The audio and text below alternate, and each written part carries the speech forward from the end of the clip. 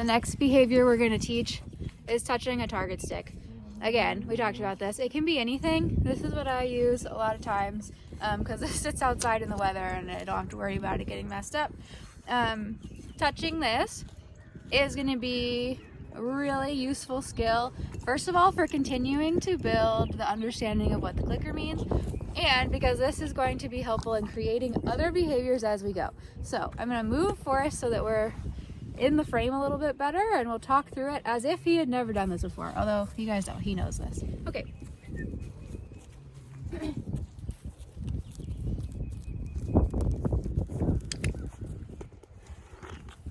So what I do with a horse who's never seen it before is I'm just going to present it in a close location to their nose.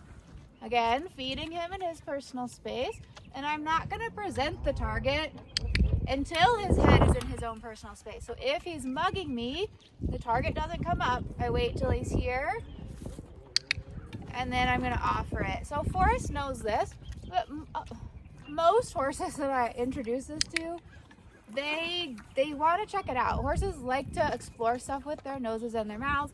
Pretty natural thing for them to just check it out.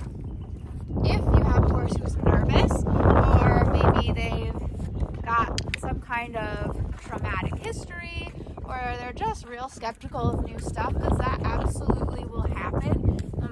Let me give him something to munch on and we'll talk.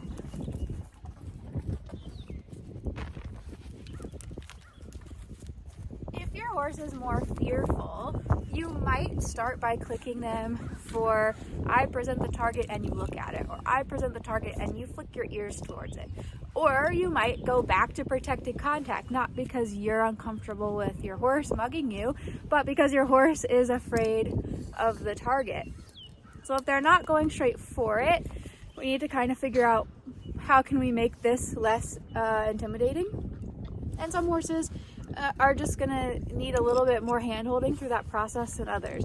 Confident guy like Forrest is like, oh, what's that? And it's easy to capture it, but it doesn't always work that way. So protected contact is a great way to offer it. And again, starting with shaping that criteria, make it a little bit easier.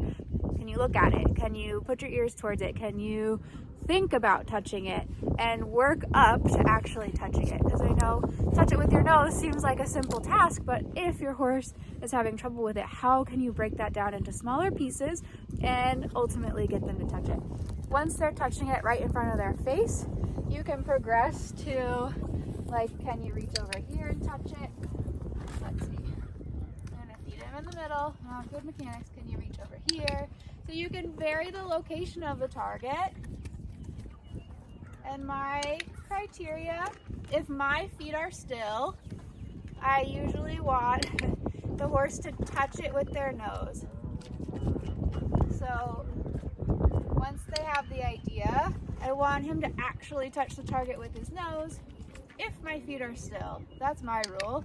Again, I'll teach you my rules and then you guys do what you want. But I'll explain better why I have this distinction when we go on to behavior 3.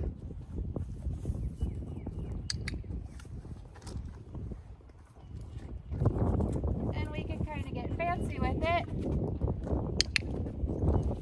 and bring it over his back, and that kind of stuff starts to translate to riding, to other stuff, knowing that it might come from above.